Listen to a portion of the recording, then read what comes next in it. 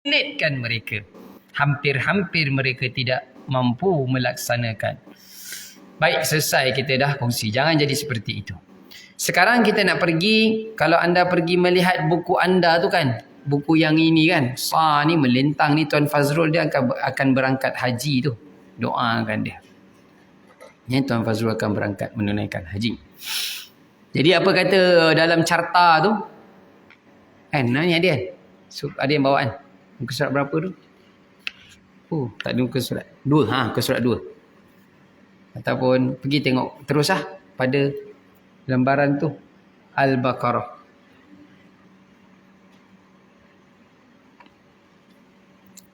Jadi hari tu kita dah pergi gelagat Bani Israel. Kan dalam carta ni kan. Gelagat Bani Israel kan. Kita dah pergi dah hari tu. Pada bulan lepas tu. Banyak ni kisah dalam surah Al-Baqarah. Sampai muka surat sebelah pun ada lagi. Surah Al-Baqarah. Sebelah pun ada lagi. Sampai dia dengan muka surat surah Ali Imran tu kan. Banyak kisah surah Al-Baqarah. Baca pelan-pelan puan-puan. Baca carta tu pun tak apa. Jadi Tuan Fazrul pergi sampai semua ataupun majoriti ayat lah digabungkan sehingga ayat 286. Tengok dia pergi sampai ke sana. Banyak tu. Tak apa, kita perlahan-lahan insya-Allah.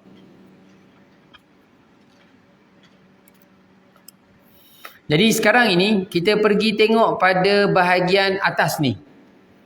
Kan bahagian atas ni. Tuan Fazrul cuba fahamkan kepada kita peta minda tu. Apa dia kata? Surah Al-Baqarah tu. Al-Quran petunjuk orang-orang yang bertakwa. Hudan lil muttaqin. Hari ni kita akan pergi pada ayat 1 sampai 5 tu. Kan? Alif Lam Mim. Zalikal kitabu la raiba fi. Hudan lil muttaqin, yang bertakwa.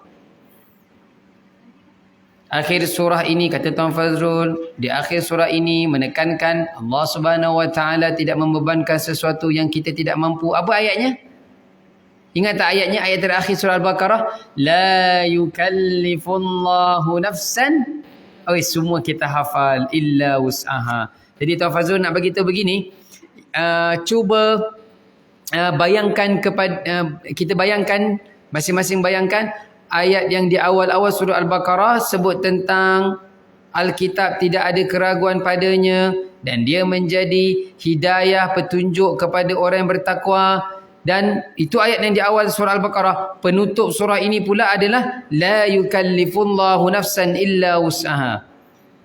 Orang-orang yang bertakwa, bila datang ujian dalam hidup dia, musibah ke dalam kehidupan dia, sama ada dia bersedia ataupun tidak bersedia, terkejut mungkin orang-orang yang bertakwa, yang bagi dia dalam dirinya dia beriman dengan Alkitab, ini semua ujian daripada Allah, dia tak perlu gelisah, risau sangat, sedih melampau. Kerana apa dia? La yukallifullahu nafsan illa wus'aha. Kerana Allah kata dalam ayat itu, tidaklah Allah membebankan satu jiwa ataupun seseorang itu kecuali wus'aha. Apa maksud wus'aha?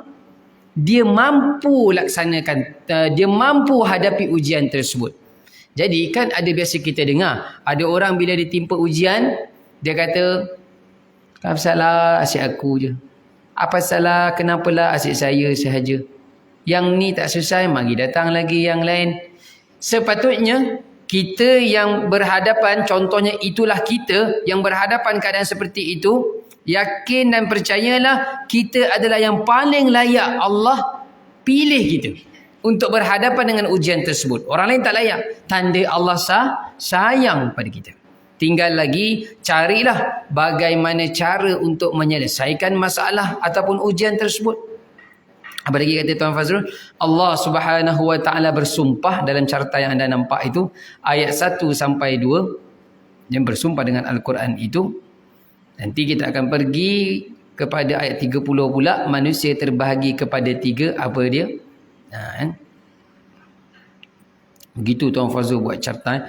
Anda kena faham kenapa banyak sangat carta dalam buku ini. Anda kena faham kerana Tuan Fazrul ni dia orang engineering. Dia engineer.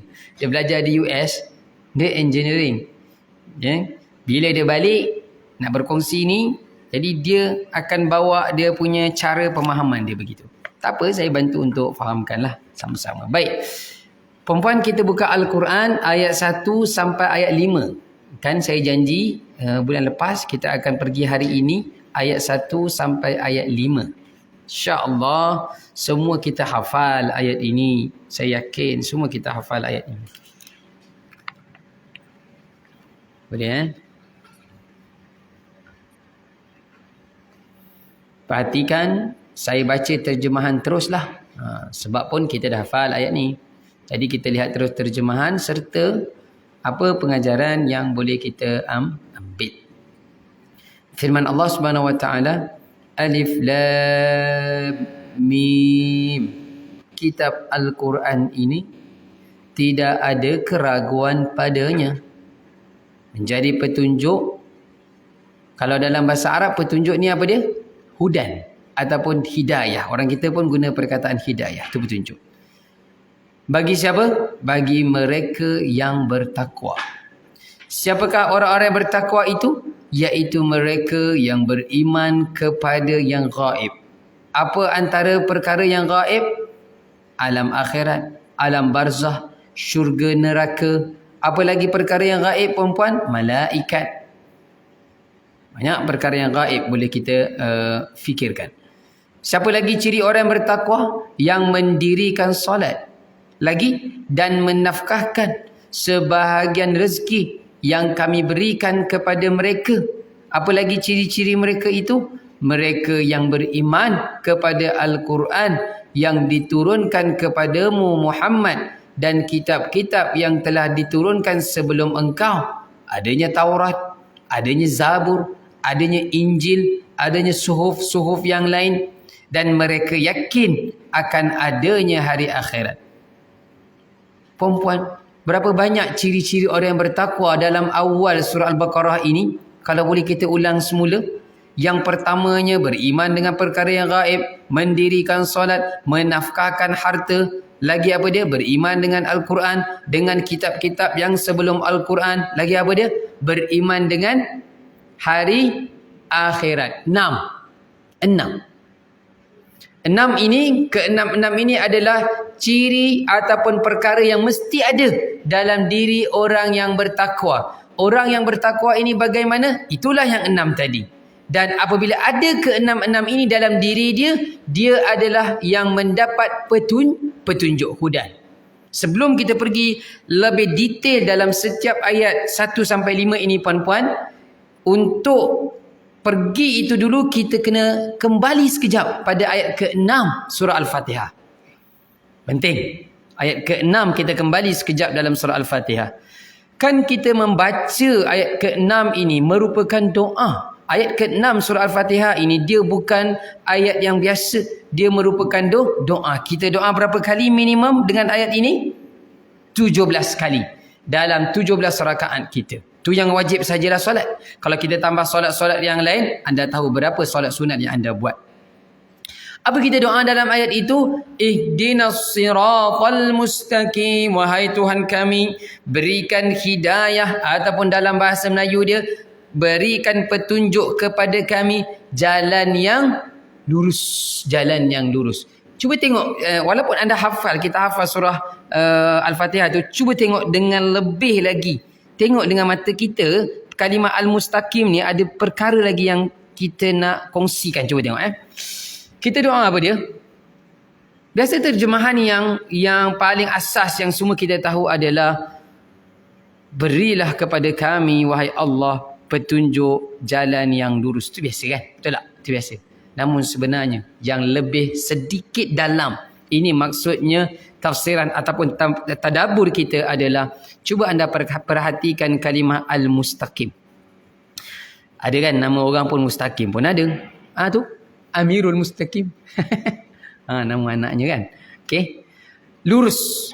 Sebenarnya saya tak pasti anda ada pernah conteng ataupun tidak perkara ini. Kita dah sentuh dahulu kan. Tak apa, boleh conteng lagi sebagai nota dia. Al-mustaqim ini lurus. Namun sebelum perkataan lurus ini, dia ada makna yang lain sebelum itu, iaitu istiqamah. Istiqamah. Apa maksud istiqamah? Berterusan. Berterusan. Jadi kita yang nak jadi orang yang al-muttaqin nanti pada surah Al-Baqarah tu nanti mesti sentiasa berterusan doa kepada Allah Azza wa Jal agar sentiasa Allah letakkan kita di jalan yang lurus sirat mustaqim ini. Berdoa mesti istiqamah.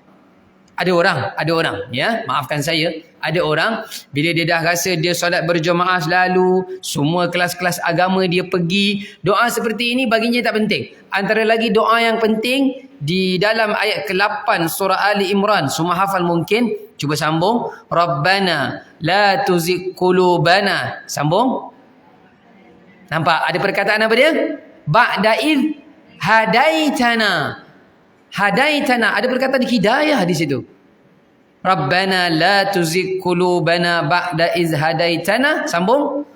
Wa hab lana min ladunka rahmah innaka antal wahhab. Penting juga doa tu.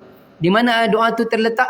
Ayat 8 surah Ali Imran. Apa maksud ayat tu? Apa maksud doa tu ayat 8 surah Ali Imran tu? Wahai Tuhan kami, jangan pesongkan hati kami selepas telah engkau memberikan kami petunjuk. Ni tadi, ihdinas siratal mustaqim ni tadi. Jangan pesongkan, tolong. Maksudnya apa dia? Walaupun kita solat berjemaah mari datang, kelas agama mari datang, apa kerja-kerja kebajikan semua mari kita pakat buat sama. Doa yang dua ini sangat penting. Sebab itu, orang yang tidak mendirikan solat ataupun orang yang tidak jaga solat, kita akan nampak kehidupannya apa dia? Serba tak kena. Mukanya asyik penuh macam masalah je, tak selesai-selesai. Kenapa? Dia tak mohon pada Allah. Ayat ni, ihdinas siratal mustaqim. Orang yang jaga solat, orang yang sentiasa menjaga solat, pasti insya-Allah segala urusan dunia dia Allah lancarkan dan permudahkan. Dengar baik-baik. Jaga solat dan orang yang jaga solat dengan orang yang solat, ada beza tak perempuan? Ada beza ke tidak? Ada beza ke tidak? Ada orang ke tidak ni? Ada orang kan? Kerana soalan dia bertukar. Orang jaga solat dengan orang solat ada beza. Orang yang solat pun Allah kata apa dia? Fawailul lil. Lagilah orang yang tak solat. Orang yang jaga solat di awal waktu, cantik bajunya, pakaian bersih, siap berwuduk, wuduk pula dengan sehabis mungkin usaha wuduk yang terbaik, bukan sekadar sentuh air je pada anggota wuduk. Usaha ni menyelati, apa istilahnya, gosok di celah tu, di celah kaki. Ini orang yang jaga solat di awal waktu dan segala yang disebutkan menjaga solat itu. Jadi orang yang jaga solat ada beza dengan orang yang solat, dan juga antara jauh lebih penting orang menjaga solat ini adalah mereka yang dalam setiap pergerakan solatnya, bermula daripada takbiratul ihram sampai memberi salam. Kan saya bergoyang-goyang ni, harapnya tak mengantuk. Daripada mengangkat takbiratul ihram sampai memberi salam, dia usaha apa dia? Usaha apa dia bacaan tu? Usaha faham. Penting sangat. Sebab ada orang datang hari ni bagi tahu, Ustaz, orang tu solat, ambil juga rasuah. Solat juga, buat juga benda yang Allah larang. Solat juga, lepas tu keluar surau masjid, buka tudung. Solat juga, tapi tak puasa. Pasal apa boleh jadi macam ni? Sedangkan solat, innas solata tanha 'anil fahsya'i wal. Mana kesan baik solat? Jawapannya adalah solat, tapi tak faham apa yang dibaca. Berat. Daripada angkat takbiratul ihram, lintaskan di hati kita setiap bacaan, baik yang kita baca ataupun yang kita dengar imam membaca, bacaan rukuk, bacaan sujud, tunduk antara dua sujud, sampai bacaan tahiyat, sampai memberi salam. Cabaran untuk kita semua. Jika sudah faham semua setiap perkataan itu, alhamdulillah. Jika ada yang belum lagi, tolong segera sama-sama kita perbaiki. Baik, kembali semula. Kenapa saya kaitkan dengan ayat 6 surah Al-Fatihah? Kerana kan kita doa agar Allah berikan kepada kita petunjuk dan hidayah. Namun tidak cukup dengan doa. Hidayah tidak akan datang tiba-tiba bergolek, pum, mari datang depan rumah. Puan Nurul Hidayah tidak akan datang tiba-tiba depan rumah kita. Kan? Hidayah mesti dicari. Hidayah mesti dicari. Cuba kita tengok sekejap. Sama-sama dengan saya kita pergi pada surah ini. Cuba buka surah Al-Ankabut. Siapa dah buka? Boleh tolong saya sama-sama kita pergi.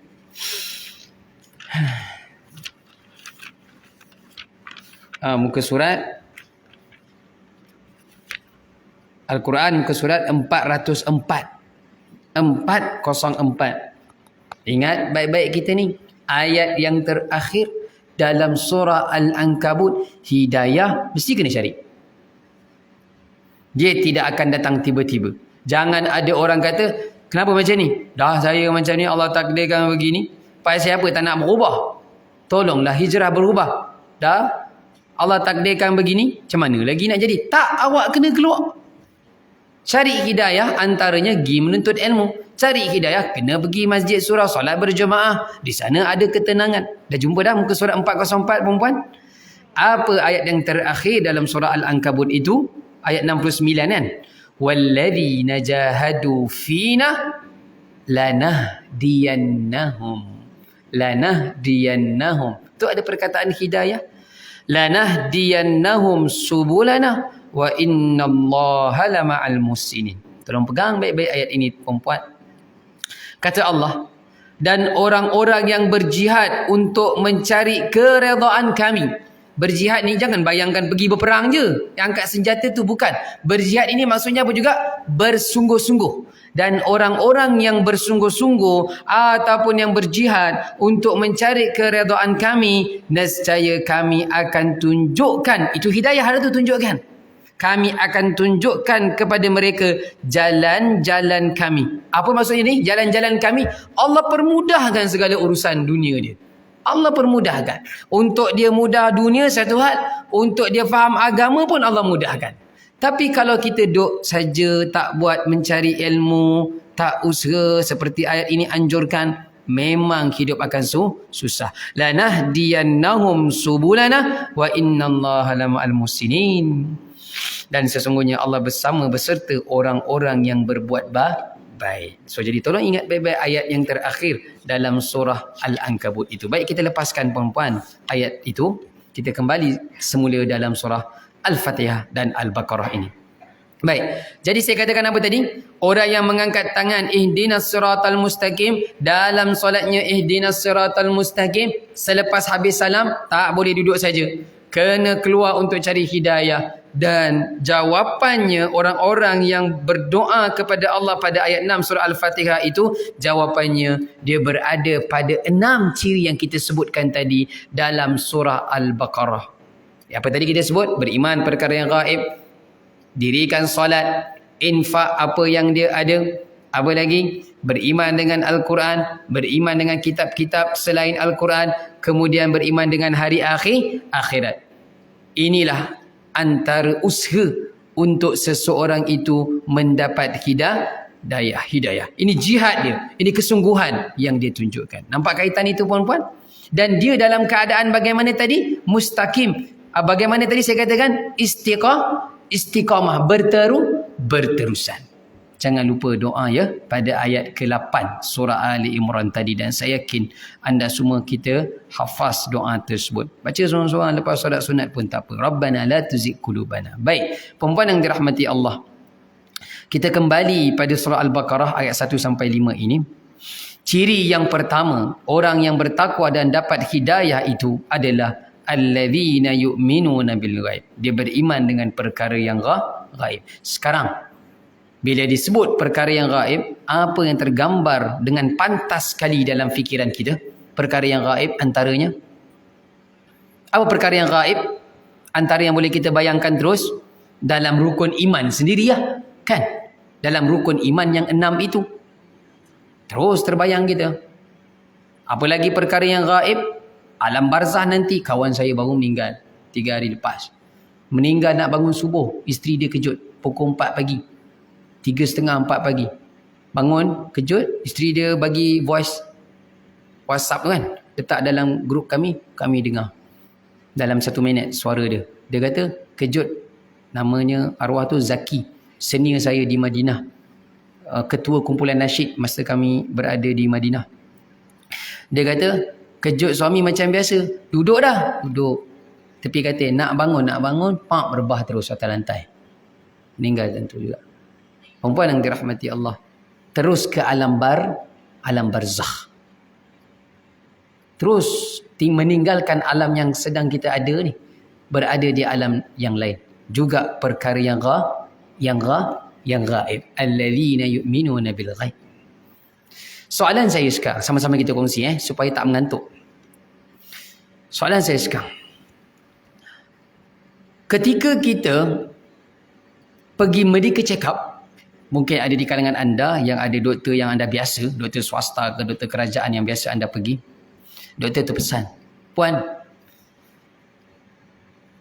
kami cadangkan setahun 2 kali untuk buat check up. Biasa kan, setahun 2 kali, 6 bulan sekali kan. Tuan-tuan, perempuan pun pergi medical check up. Macam biasa. Tiba-tiba, dia kata, lepas habis medical check up tu, dia kata, nak cakap kat puan, takut. Tapi kalau tak cakap, rasa bersalah pula. Nak kena cakap. Cakap je lah doktor. Benda baik cakap je lah. Mengikut pengalaman saya lah sebagai doktor ni.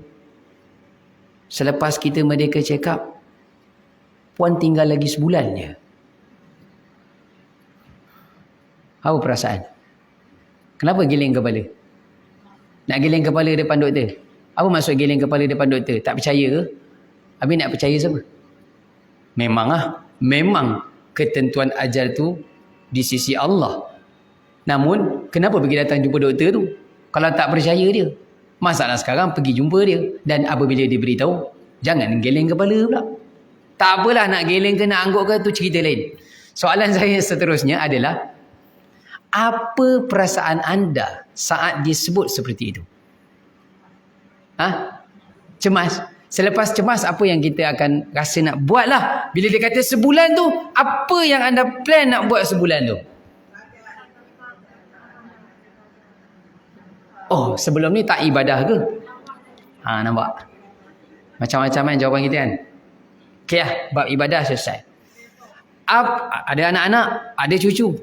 Apa yang anda rasa pesanan yang sepatutnya berbaki 30 hari ini mesti saya sampaikan kepada ahli keluarga kita. Kepada ahli keluarga anda. Anda yang pergi medical check up, bukan saya. Kan? Apa pesanan yang anda mesti nak sampai? Tinggal 30 hari ni. Itu pun doktor cakap, puan, kalau 30 hari ni dah bonus lah. Lah pula dia tambah ayat macam tu kan. Apa peringatan yang paling penting kita nak sebutkan? Solat. Okey, lagi apa? Baca Quran lagi. Ibadah juga tadi ya. Ibadah juga hanya kita cakap. Bukan untuk kita je. Kita nak harap keluarga kita tadi pun tingkat ibadah. Kita tu dah tinggal baki sebulan. Tingkat ibadah. Untuk keluarga yang tak medical check up pun nak peringatkan ibadah juga. Faham cerita saya ni? Faham? Jangan terlari. Jangan takut. Saya bimbang tak faham. Harapnya faham. Lagi apa lagi nak peringat? Tadi solat. Tadi ngaji Quran lagi. Saya tak dapat lagi jawapan yang tepat.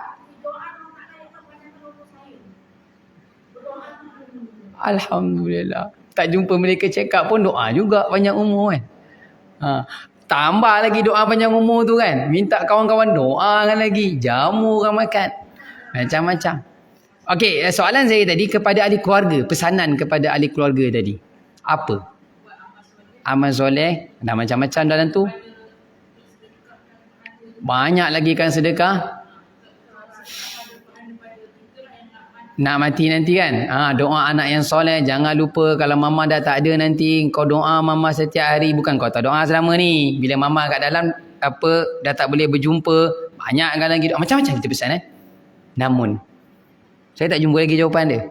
Ni bukan saya yang sebut, Al-Quran sebut. Peringatan paling penting. Agar yang semua anda sebutkan ni tadi, dia terangkum dalam perkataan yang itu. Ya? Amal baik, amal soleh kat tadi. Dalam bahasa Melayu, amal baik. Bahasa Arab, amal soleh. Okey, Al-Quran sebut. Dalam surah Al-Qiyamah. Ini peringatan yang kalau anda sebut, semua yang anda sebut tadi terangkum dalam perkara itu. Iaitu, peringatkan mereka tentang hari kiamat. Alladzina yu'minuna bil ghaib. Sekarang kita masih dalam cerita alladzina yu'minuna bil ghaib. Yang ibadah solat tu Allah kata selepasnya wa yuqimuna solat. Sebelum solat, sebelum amal baik ngaji Quran tadi tu, yang kenapa orang Islam tu malas solat, malas ngaji? Kerana yang pertama alladzina yu'minuna bil ghaib, iaitu akhirat belum selesai. Surah Al-Qiyamah memberitahu peringatan yang paling penting jika sekiranya kita berbaki umur yang itu sahaja, tolong ingat orang terdekat kita, kiamat itu pasti akan berlaku. Faham tak? Kalau orang Islam yang beriman adanya hari kiamat, dia takkan tinggalkan solat. Yang dia beriman adanya hari kiamat, dia takkan buat rasuah, menindas orang, ambil hak orang. Macam-macam orang Islam buat sekarang pelik-pelik. Yang ayah bunuh anak, anak bunuh ayah balik. Gaduh suami isteri tak selesai. Alladzina yu'minuna bil ghaib. Itu umum. Yu'minuna bil ghaib. Lebih fokus tentang hari kiamat. Ada yang tak selesai di kalangan masyarakat kita. Boleh faham puan-puan? Boleh tak? Bila kali terakhir cerita tentang hari kiamat dekat keluarga kita? Alamak. Apa benda yang nak cerita tentang hari kiamat? Tak susah. Kita hafalkan surah Al-Qari'ah kan? Al-Qari'ah. Sambung. Al-Qari'ah. Wa ma adra'i. Tak susah. Balik nanti cari terjemahannya. Copy. Paste letak dalam WhatsApp group family. Tengok mereka faham ke tidak. Agak sejam tak ada respon. Korang ni faham ke tidak mama tulis tu? Mama share tu? Biar mereka baca. Bila berlaku hari tersebut, kata Allah di awal surah Al-Hajj, ibu yang sedang menyusukan anak pun akan terlepas. Wanita yang sedang hamil pun tak sedar keguguran kandungan dia. Sangat dahsyat. Masa ketika itu yang diharapkan apa dia? Masa tu nanti di yaumil qiyamah, mana mama, mana ayah, mana keluarga, tak ada. Tak terfikir dah tentang itu. Yang fikir apa dia? Amal soleh. Kerana beriman dengan hari kiamat, maka seorang muslim itu akan terus menjaga segala amal soleh yang kita sebutkan tadi, perempuan. Boleh faham, perempuan? Apa peringatan yang paling penting kita nak ingatkan keluarga kita? Hari kiamat. Kan banduan yang dalam penjara yang terakhir tu, bila dijatuhkan hukuman gantung sampai mati. Bukan gantung mesti sampai mati. Bila ditali gantung tu, tak mati-mati, gantung dia sampai mati. Baru dilepaskan. Sebelum dia dijatuhkan hukuman, sebelum dibawa ke tali gantung tu, dia di penjara ni dalam negara kita pun akan dia banduan itu akan diberikan peluang. Apa menu makan yang paling special yang awak nak? Tolong minta, kami akan sediakan. Rasa-rasa dia nak minta tak? Tak ada selera. Bawa lah mari mana. Apa menu yang viral sekarang? Tu yang chef apa dia Ramadan hari tu beratur sampai 5 jam. Oh, chef Amar siap datang kat penjara tu. No. Ini semua tak perlu. Apa yang dia minta? Kawan saya ada ceramah di penjara. Apa yang mereka minta? Tolong sediakan saya satu sejadah. Yang macam duk kita bawa sekarang Dan yang kedua, tolong sediakan saya air sentiasa ada. Bukan untuk minum. Untuk apa? Berwuduk. Dia harap saat terakhir muslimah yang terakhir itu, dia meninggal dalam keadaan insaf. Kalau tak insaf juga tak tahu. Itu taubat nasuha level tertinggi. Sebab apa kita tak sampai ke level tu? Sebab kita hidup senang macam ni. Sebab kita tak rasa. Tak rasa satu berita datang, tinggal 30 hari je. Mesti sampai ke tali gantung, sampai kena gantung. Sebab kita tak berhadapan dengan berita yang seperti itu. Maka kita akan hidup dalam keadaan relax, tenang, apa sahaja. Mudah-mudahan tidaklah kita seperti itu. Baik. Ini alladzina yu'minuna bil ghaib. Kembali kita. Penting tak cerita tentang perkara gaib ini? Penting. Sebab itu baru yang selepas itu, habis perkara gaib ini selesai dalam diri orang-orang yang bertakwa, dalam orang yang beriman, baru Allah kata, wa yuqimunas salah. Padahal solat penting tak? Penting kan? Solat penting. Tapi sebelum Allah sebut tentang solat, seseorang itu kena selesai dulu isu tentang perkara gaib. Bila selesai semuanya termasuk hari kiamat, perkara gaib itu, maka insya-Allah dia akan mudah mendirikan solat. Anak-anak kita, kemudian dia akan mudah pergi kepada masyarakat. Namanya apa dia? Wa mimma razaqnahum yunfikun. Wa yuqimuna salat, dirikan solat itu dia dengan Allah aja.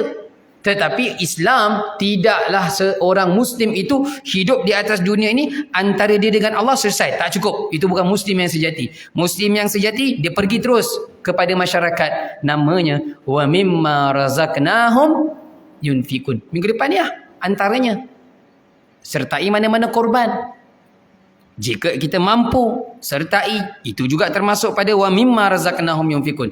Al-Quran yang anda pegang, Al-Quran anda ke? Bukan Al-Quran surau Al-Quran anda kan? Ada pensel kan? Ada pensel, cuba gariskan pada kalimah mimma. Kan ada wa mimma tu kan? Gariskan pada kalimah yang ada dua mim dan alif tu sahaja. Mimma. Penting. Sedikit bahasa Arab ingin saya kongsikan. Nampak kan? Mimma itu kan? Asal kalimahnya begini. Asal kalimahnya, cuba tengok saya. Asal kalimah mimma yang mim kedua tu bersabdu tu begini asalnya. Ni mim, kemudian ada nun. Mim dan nun. Kemudian mim dan alif naik atas tu. Apabila dalam tulisan bahasa Arab, dia digabungkan.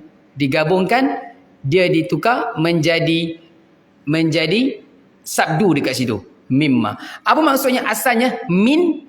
Tengok baik-baik. Saya sebut min. Min. Nun ni. Ni nun yang kedua ni. Min dan ma. Apa asal kalimah ni? Apa asal kalimahnya? Iaitu sebahagian daripada apa yang Allah berikan. Allah tak sebut dekat sini duit, fulus, dalam bahasa Arab nuqud, tak, Allah tak sebutkan.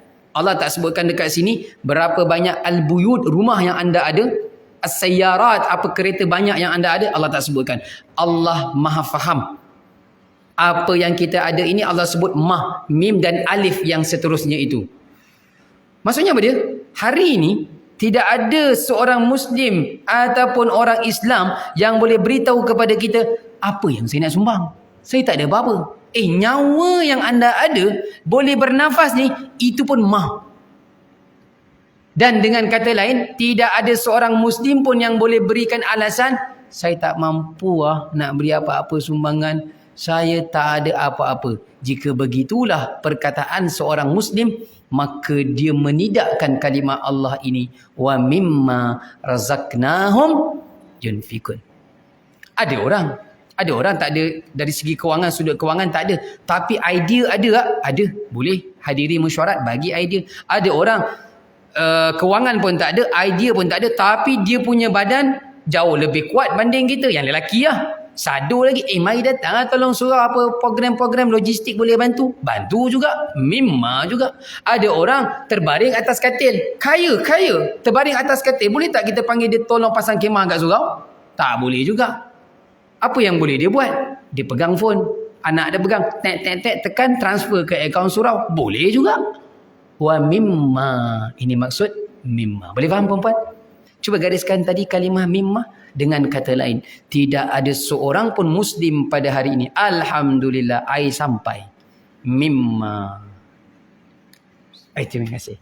Pernah saya ceramah khusus umrah, dah masuk jam kedua, 2 jam setengah ceramah, tak ada air. Masuk 2 jam 40 minit, terus saya tak ada suara. Terima kasih. Nanti saya belanja balik air zam-zam kena bagi balik air zam-zam zam-zam tak ada, habis air zam-zam. Saya ceramah khusus umrah, tak ada disediakan air. Terus saya kata, sampai sini je kita punya khusus. Dah tak sediakan air. Dan muka. Khusus patut 4 jam, dapat 2 jam 40 minit. Terus terhenti, memang tak ada suara. Boleh faham kalimah mimmah? Pesan kepada anak-anak kita. Jangan tunggu kaya, baru nak infak. Tetapi, apa yang ada selagi kita hidup bernafas, mesti ada boleh kita bantu apa apa-apa yang di jalan Allah ini.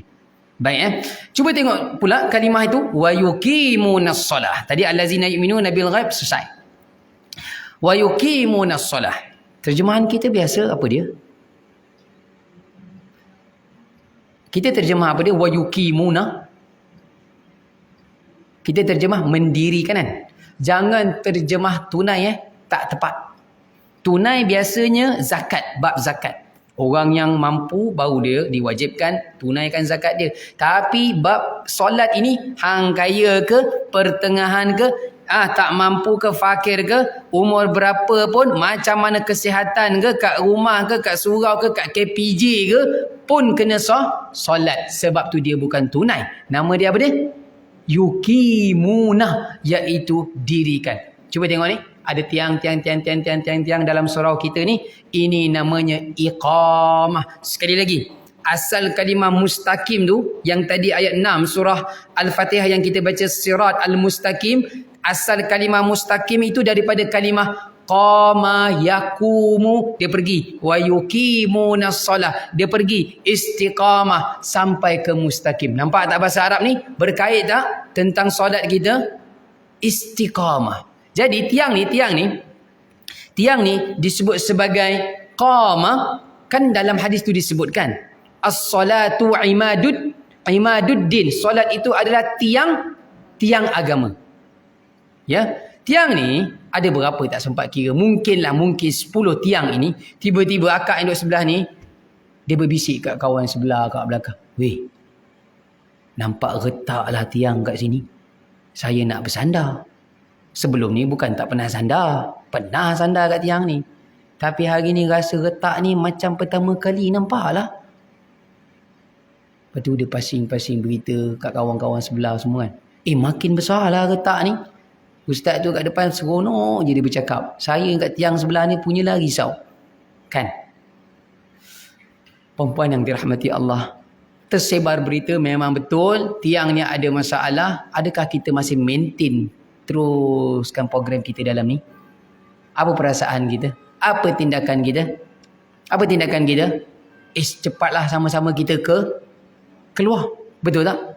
Baru satu tiang. Bukankah masih lagi berbaki 8 tiang ataupun 9 tiang yang lain? Kenapa yang nak risau? Betul tak? Kenapa yang baru satu tiang ini yang retak kita semua nak keluar? Kalau ini pun kita bimbang dan risau, ada orang daripada 5 waktu yang solatnya sehari tu, alah, subuh susah nak bangun lah. Nanti zuhur, asar, maghrib, isyak saya solat lah. Pasti Allah ampunkan. Yang penting daripada 5, 4 saya buat. Baru satu.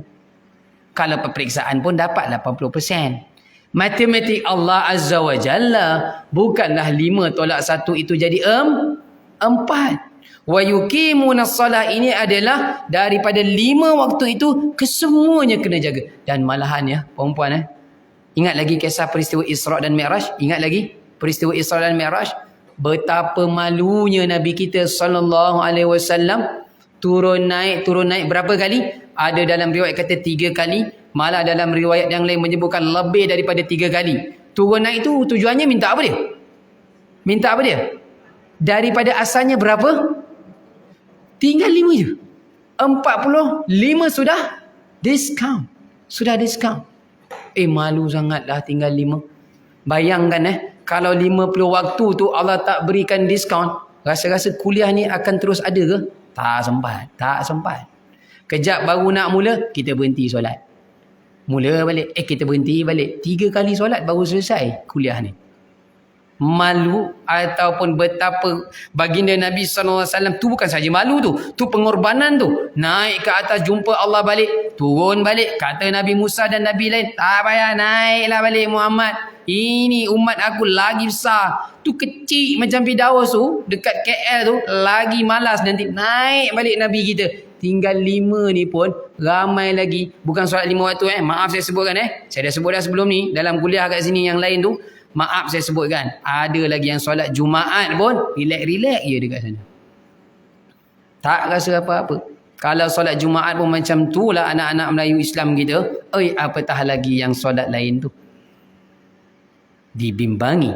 Jika azab Allah itu mari turun, bukan hanya kena kepada orang yang tak solat, kita semua yang berada dalam seksyen 20 ni pakat sama Allah berikan. Kenapa? Kita rasa tu bukan anak kita lah. Awak apa nak ambil pot? Jangan jaga tepi kain orang. Ustaz, biar pandai. Nah, Islam bukan seperti itu. Islam adalah apa dia? Amar ma'ruf, nahi munkar. Perempuan yang dirahmati Allah, kita kembali semula. Jadi faham ya? Kalimah wa yuqimunas solah, mendirikan solat. Ini penting. Dan apabila sebut mendirikan solat, tadi kan saya dah buat perbezaan. Anda pun dah faham beza orang yang jaga solat dengan orang yang solat. Sekali lagi, kembali tentang solat dengan hudan. Saya suka buat contoh macam ni. Lepas ni kita habis kelas, mungkin anda ada plan, macam saya sekarang pergi Segambut, ada kenduri akikah. Mungkin anda ada plan lain, ke mana-mana tujuan, ada kenduri ke mana. Anda pun keluar daripada rumah pukul 12. Takut jam lah. Bukan tak tahu jalan nak ke Kelang, bukan tak tahu. Setengah jam je. Tapi takut jam, anda ataupun suami anda tekan Waze. Pasal apa jalan lain Waze ni tunjuk? Ini jalan ni kita tak biasa lah. Rupanya ada accident lah, kemalangan. Kita scroll sikit Waze tu kan. Accident ni kalau kita teruk ni, lajak ni setengah jam lewat ni. Tak apalah, kita follow je lah Waze. Kita pun tekan Waze, go. Kita ikut. Jalan tak pernah kita ikut. Rupanya ini hidayah. Allah nak berikan hidayah. Kita pun ikut jalan yang tak pernah ikut tu. Ikut je lah Waze tu. Tiba sampai dekat traffic light tu, azan 1.16. Azan, contoh 1.16 Zuhur. Kita dekat traffic light merah, sebelah sini kiri ada masjid ataupun surau sedang azan. Ini hidayah tau. Tiba-tiba hijau, traffic light tu hijau, suami kita tekan terus minyak pergi ke depan, tak pergi bagi signal masuk ke masjid. Orang yang seperti ini lari daripada hidayah Allah. Boleh faham cerita saya tak? Sebenarnya Allah tunjukkan Waze tu agar pergi pada jalan yang tak pernah kita gunakan tu, supaya kita dapat solat zuhur di awal waktu. Ke depan tu urusan dunia. Sekarang ini hayya 'alas solah, urusan akhirat. Sampainya hati kita kan. Kita pula yang duduk sebelah, tak apa abang, terus je lah. Sagi lambat nanti. Kat depan tu nanti ada masjid ku. Siapa pula boleh jamin 2 kilometer ke depan tu nyawa kita masih ada? Tak boleh jamin. Hidayah Allah, bila Allah nak berikan kepada kita dalam keadaan kadang-kadang kita tak jangka, tak sedar. Satu, itu contoh pertama. Contoh kedua, semua ada smartphone kan? Semua ada smartphone. Ketika anda naik lift, nak naik tingkat 20, masa baru naik tingkat 3 tu, naik tingkat 3 kita nampak 3, 4, 5. Masuk call. Ada kawan kita call. Urgent ni. Kawan ni call ni dah lama aku tunggu ni. Ada benda penting. Kita pun angkat. Angkat. Biasa dalam lift, macam mana dia punya perbualan dengan phone tu? Kita. Dia clear ke tak clear? Tak clear. Betul tak? Tak clear kan? Paling pun kita akan cakap apa dekat kawan kita tu? Paling-paling pun kita akan cakap apa kat dia? Nanti saya call balik lah. Betul tak? Sampai tingkat 20 nanti kita call balik lah. Sampai tingkat 20 dah. Di kawan tu pun letak tadi. Sampai tingkat 20 kita call balik. Dia pun cakap, aku dengar suara kau. Pasal apa tak dengar suara? Dengar tak suara saya? Tak dengar lah. Tak clear juga. Benda penting ni. Akhirnya apa kita akan buat? Kita akan buat apa dia? Biasanya orang tak clear ni, tengah bersembang ni tak clear, dia akan buat apa dia? Faham ke tak cerita saya ni? Saya takut saya faham seorang lah. Faham ke tidak? Tolong bagi respon. Apa yang akan kita buat? Ya? Lepas tu letak telefon, takkan tempat yang sama kita akan call balik. Kita akan buat apa dia? Kita okey lah. Kita kat Shah Alam Ustaz, mana ada lain tak clear. Kan semalam Maxis Kelang Kabut kan? Tengok adik-adik yang pergi belajar dekat pendalaman tu kan? Sampai naik atas pokok kan? Dia cari apa? Marah ni, tempat saya ada respon ni, geram tu ya. Dia cari lain kan? Nampak? Manusia hilang internet, networking, celaru duk. Tetapi hilang hidayah, rasa macam tak ada apa-apa. Yang lari daripada masjid yang sedang melaunkan azan tu, okey je, tak rasa apa-apa. Itu yang dekat masjid tu, bar penuh tu. Faham bar kan? Penuh tu. Yang pergi lagi jauh lagi, kenapa? Siapa jamin anda? Kita pun boleh mengajarkan sesuatu. Kenapa antara kita dengan Allah Azza wa Jal sentiasa sambil lewat. Baik, antara untuk kita memenuhkan bar kita, ni nak sebut pasal tu kan. Networking kita pergi, boleh lagi ke tak boleh ni? Ke dah nak pergi kenduri kahwin dah? Cakap je terus terang. Okey, kita bagi Al-Quran muka surat 320. Penting 100.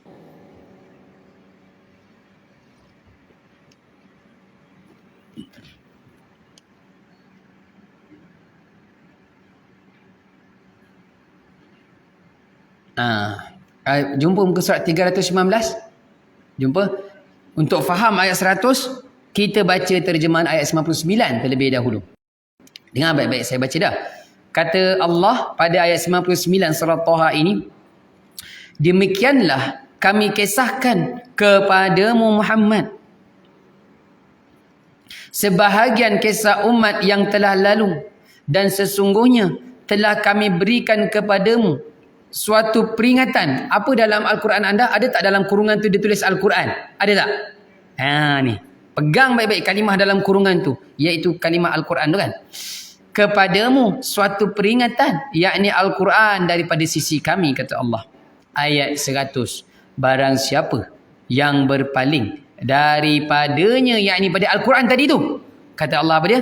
Maka sesungguhnya dia akan memikul beban yang berat, yakni dosa pada hari kiamat. Wizra, beban yang berat. Itu cerita tentang hari kiamat. Atas dunia jauh daripada Al-Quran, nanti kiamat ada problem. Ini bar tadi kita sebutkan tadi ni.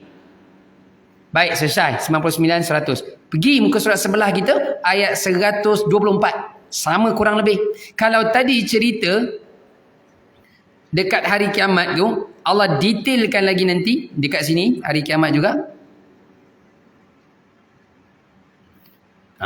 Cuma pada ayat 124 ni bukan hanya kiamat je, atas dunia pun akan masalah. Cuba tengok ayat 124 kan. Dan barang siapa berpaling daripada peringatanku, peringatan zikri ni maksudnya Al-Quran. Al-Quran pun namanya Az-Zikr. Ya, kata Allah, barang siapa yang berpaling daripada peringatanku, peringatan Allah pun semua datang daripada Al-Quran, maka sesungguhnya dia akan menjalani kehidupan yang danka, sempit. Ba tu jauh daripada Allah, jauh daripada Al-Quran. Ba semakin berkurang, hidup akan sempit. Dan tu di dunia, sempit hidupnya, dan kami akan mengumpulkannya pada hari kiamat dalam keadaan a'ma, buta. Atas dunia celak, pakai cermin mata lagi, tapi tiba di hari mahsyar Allah dia jadi buta. Dia bukan buta yang kita faham ni, tak nampak. Di hari akhirat tu bukan buta tak nampak ni, dia adalah terkapai-kapai. Macam mana nasib saya ni? Gitu maksud a'ma yaumil qiyamah. Kenapa? Atas dunia dengan Al-Quran sengaja jauh dengan Al-Quran. Bila cari Al-Quran? Malam Jumaat. Bila cari Al-Quran? Baca Al-Kahfi. Bila cari Al-Quran? Hari ada orang meninggal. Waktu-waktu tertentu je pilih baca Al-Quran. Hari yang biasa-biasa, mana perginya? Kan dah baca dah Jumaat lepas. Mana tak baca Quran? Kan dah baca dah Kahfi minggu lepas. Yang pergi hari Sabtu, Ahad, Isnin tu manalah bacanya? Nantilah hari Jumaat saya baca lagi. Nampak tu. Perempuan yang dirahmati Allah. So itu tadi Jangan lupa juga ayat 124 surah Taha itu tadi. Baik, kita kembali pada surah Al-Baqarah kita. Dan habislah minit-minit yang terakhir. Maka dah selesai. Alladzina yu'minuna bil ghaib selesai. Wa yuqimuna shalah selesai. Wa mimma razaqnahum yunfikun pun anda dah faham tadi. Anda dah pun gariskan kalimah mimma. Kemudian ayat 4 Allah kata beriman orang yang muttaqin, yang dapat hidayah, dapat petunjuk daripada Allah, dia beriman dengan kitab, yakni Al-Quran yang diturunkan kepada Nabi, kepada engkau yang Muhammad, iaitu kepada Nabi SAW. Tak lain, iaitu Al-Quran ini. Perempuan yang dirahmati Allah, ya, tolong sama-sama pesan. Kalau anda dah buat pesan semula ataupun pesanlah seterusnya kepada anak-anak keluarga anda, baca Al-Quran ini mesti setiap hari. Tolong, walaupun sedikit. Dan anda tidak akan jumpa dalam Al-Quran ataupun dalam hadis Allah sebut ataupun Nabi sebut baca Al-Quran minimum sehari 1 juzuk. Kalau ada, pengsan kita. Memang tak sempat nak buat kerja lain. Cuma dia minta baca Al-Quran. Baca 1 muka surat pun baca Al-Quran. Itu peringkat yang paling basic. Yang seterusnya pesan kepada ahli keluarga kita. Baca Al-Quran, cuba usaha untuk faham. Ini ada Al-Quran terjemahan. Dalam smartphone kita pun, aplikasi pun ada Al-Quran terjemahan. Tolong tengok setiap hari. Saya suka buat contoh begini juga. Kalau siapa perasan yang datang solat berjemaah subuh tadi, dapat tahu apa yang imam baca solat subuh tadi, balik subuh, bukalah ayat yang dia baca tu. Tengoklah terjemahannya. Oh, cerita tentang ni Pak Imam baca tadi. Oh, ada kena tang aku. Oh, sama-sama dah. Baik. So, itu ayat yang keempat. Kemudian, tentang kitab-kitab yang sebelum Al-Quran, kita pun tak ada nak baca Injil. Apatah lagi Taurat dan Zabur. Yang 3 tu macam Daud dan juga Nabi Musa alaihissalam. Selesai. Al-Quran, baca dan faham serta amalkan. Dan yang terakhir, yang keenam, kata Allah, wabil akhirati hum yuqinun, dengan hari akhirat yuqinun. Cuba tengok kalimah yuqinun di penghujung ayat yang keempat itu. Dia tak tulis dekat situ yu'minun tau. Kalau macam tadi alladzina yu'minuna bil ghaib, saya selitkan dalam perkara yang gaib itu juga adalah hari kiamat ataupun hari akhirat.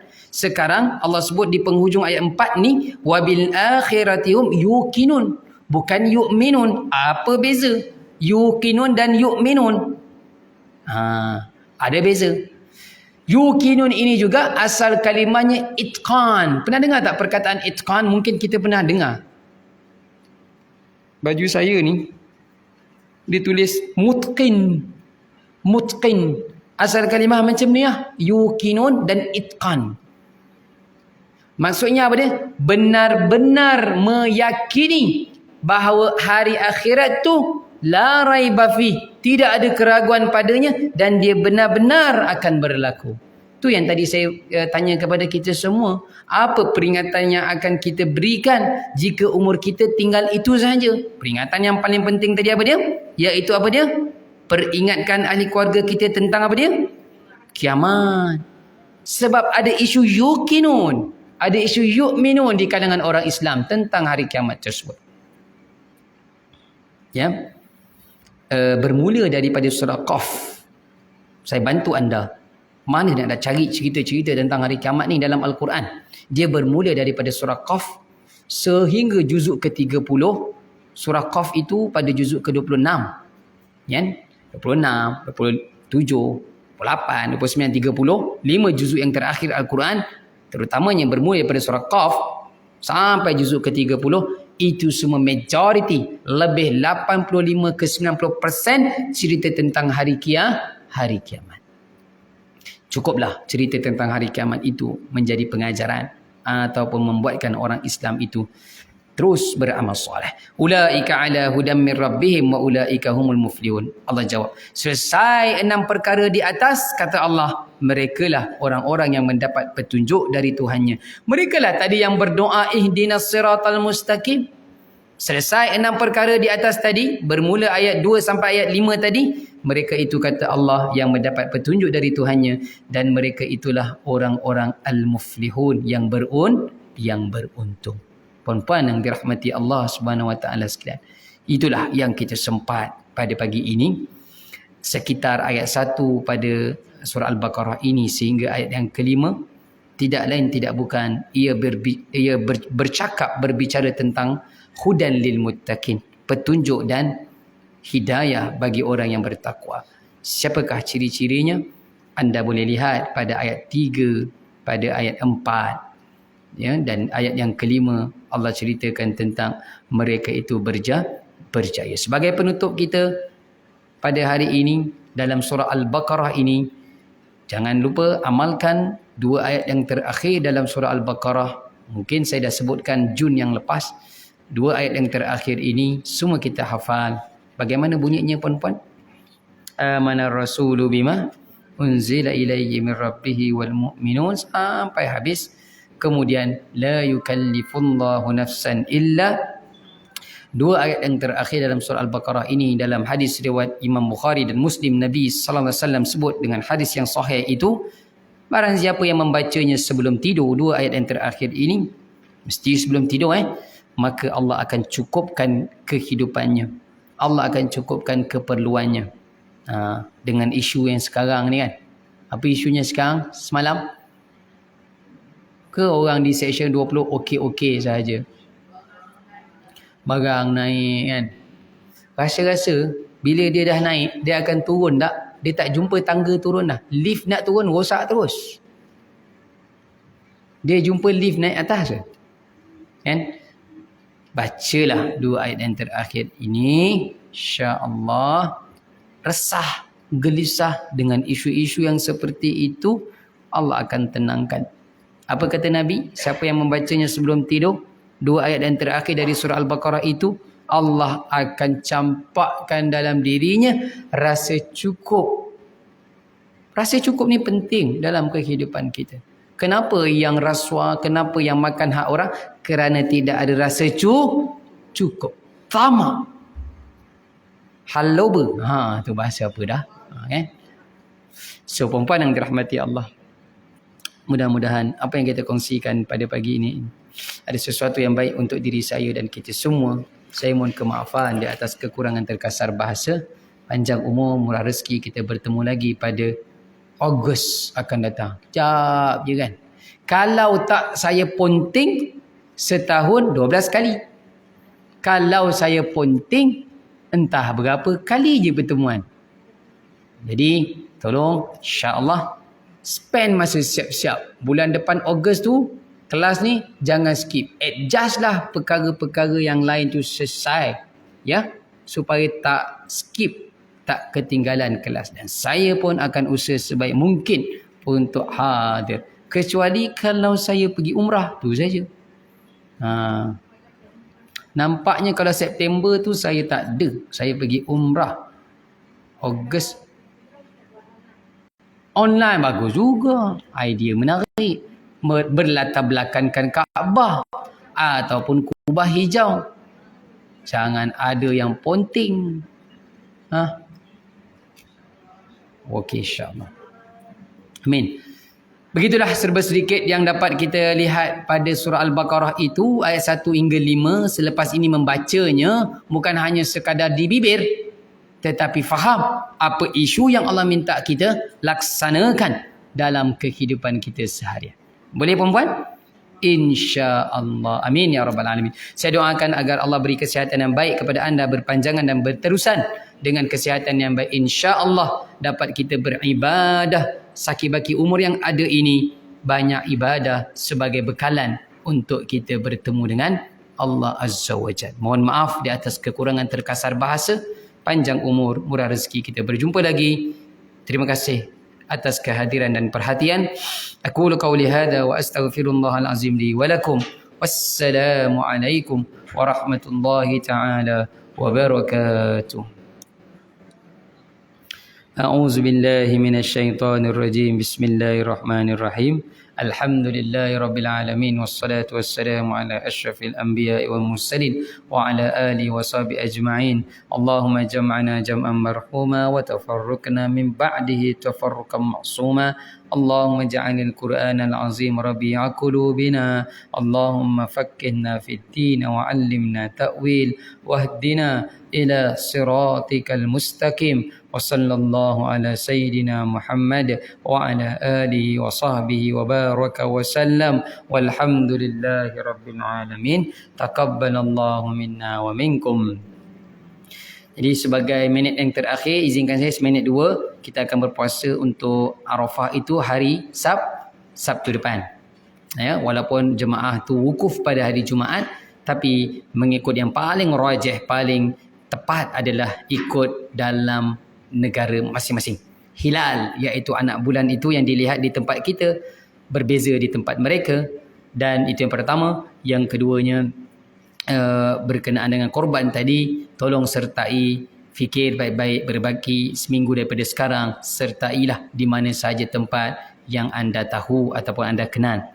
Dan seterusnya, Dalam 10 Zulhijjah yang awal ini Allah sebut wal fajr walayalin ashr. Ada dua maksud 10 itu, iaitu 10 malam yang terakhir Ramadan.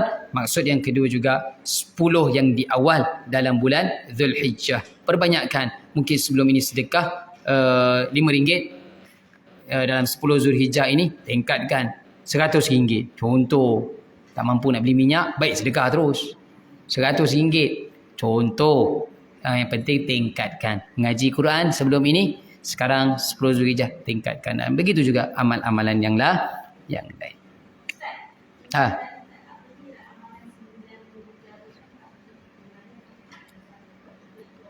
Tak dengar.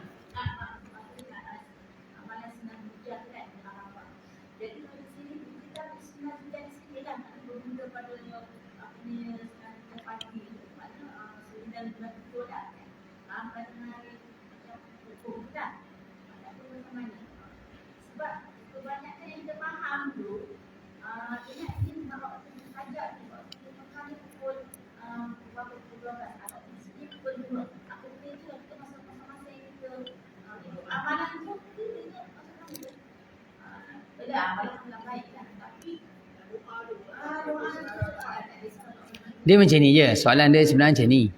Cerita dia kan, masyarakat kita sebelum ini, ketika jemaah berwukuf di sana, dekat sini ada program. Tak tepat. Maafkan saya. Betul, doa di Arafah doa yang paling mustajab di atas muka bumi. Tapi itu khusus untuk mereka yang berada di sana. Habis kami dekat sini, doa lah. Tapi janganlah kita berfikiran, kita dekat sini kat Malaysia ni pun dapat sama seperti di sana. Tolong, tak sama. Apa yang boleh kita buat? Kirimkan WhatsApp rakan-rakan kita yang berada di sana. Itu rezeki. Sebab mereka tetamu dia bukan tetamu kita. Mereka terpilih. Apa yang mereka buat amalan sebelum ni kita tak tahu sampai mereka terpilih. Kita tak tahu. Jadi kita hanya mampu kirimkan doa WhatsApp kepada dia. Jangan panjang. Jangan sampai email panjang-panjang. Pening balik dia nak baca. Biar dia baca doa tersebut di sana. Doa'un Arafah nama dia. Doa di hari Arafah yang mustajab.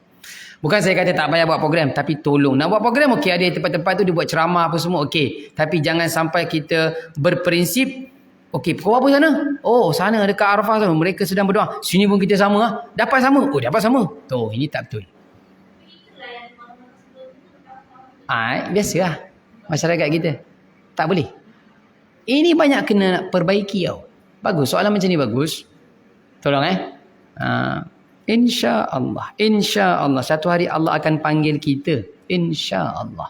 Ada orang kan, dah dapat surat tawaran kan, pergi medical check up tadi kan, tak dapat, tak lepas, guling-guling nangis makcik. Allah tak panggil dia. Nangis atas lantai. Tolong doktor lepaskan saya. Tak boleh, nanti saya bertanggungjawab. Apa-apa berlaku nanti kat sana, bila check kat sana, hospital sana kata, dia ni ada ni apa saya lepas pula. Nak jawab kat sini pula. Kan?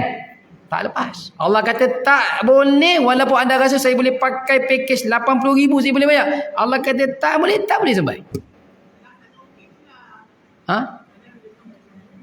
Kadang-kadang siapa pula tahu kan, kita tak tahu. Prosedur tu dibuat lah untuk kebaikan bersama. Ada, saya pernah jumpa jemaah umrah saya, dia daripada Rawang, pakcik tu, Pakcik Mail, ingat lagi. Masa dia daftar umrah dengan saya, dia takut, saya tolong doa pakcik ni, kadang jalan tak kuat kaki kiri ni kan. Tiba sampai sana, saya siap pergi bilik dia, saudara mara dia, keluarga dia cakap, Pakcik Mail lagi laju banding kami Ustaz. Siap sebelum pergi dia sampai dulu masjid. Itu yang tadi kata kan, rezeki Allah di mana-mana kita tak tahu. Jagalah kesihatan, InsyaAllah. Jadi harapnya terjawab tadi kan, Cik kan. So jangan buat program boleh okey. Istimewa. Kita puasa lah.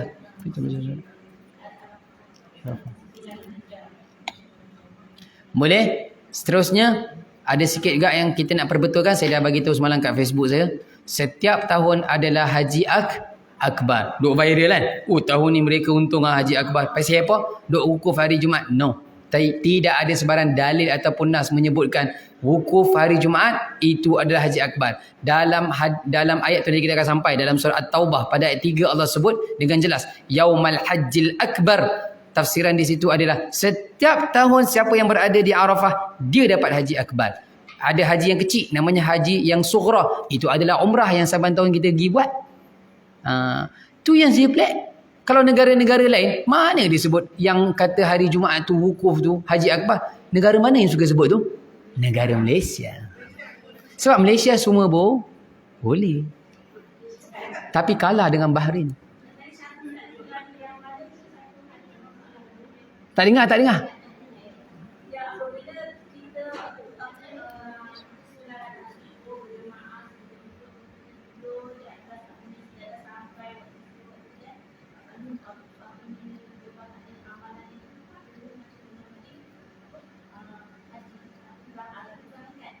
Sampai waktu terbit matahari. Sampai isyraq ya, matahari ya.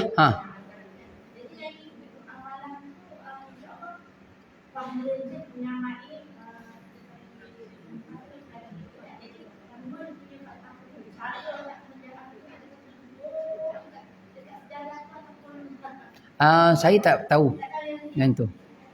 Wallah alam. Tak tahu, saya juga tak tahu. Siapa pernah dengar cerita ni? Pahalanya pernah dengar kan? Betul ke? Nanti saya cek balik. Setakat ni saya tak tahu. Wallah alam. Saya tak tahu. Jangan tanya lagi. Tak tahu. Ya, tu kita kena cek.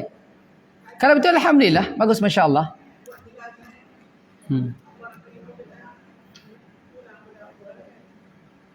Dia jadi macam ni tau. Orang kita, ini bukan tak ada amalan. Yang ada amalan. Kita jadi, ini apa ganjaran ni banyak ini 50%, 80%, ini 100%. Buat ini ya. Dibimbangi. Bukan tak bagus. Bagus. Dibimbangi. Sumbernya itu diragui. Dibimbangi saya cakap belum pasti. Kalau betul ya alhamdulillah. Siapa tak nak, betul tak? Siapa tak nak? Saya bagi anda nasi putih. Ini nasi ayam yang penuh dengan lauk dan segala macam resepi yang ayam tu. Mesti ambil yang ni. Lapar juga dua-dua. Ini pun kenyang. Ini pun kenyangkan juga. Tapi ini perfect. Lengkap semua menu. Ini nasi putih je. Baik bagi ayam saya makan belakang keban. Contoh. Betul tak? Bukan tak boleh. Tapi tolong cek dahulu. Setakat ini soalan tu tadi saya kata tak tahu. Wallah alam. Nanti ada masa kesempatan kita cek balik. Boleh? Sertai korban? Sertai korban atau tidak? Sertai, insyaAllah. Baki lagi seminggu. Cari di mana-mana. Tidak akan kurang harta anda bila menyertai ibadah korban ataupun apa saja tadi kita sebut. Wa mimma razaqnahum yunfiqun. Malahan Allah akan tambahkan lagi. Yakin dan percaya. Masalah kenapa tak keluarkan? Tak yakin tu dulu. Yang tadi alladzina yu'minun. Itu yang masalah. Kita sambung balik kelas kita. Assalamualaikum warahmatullahi taala wabarakatuh.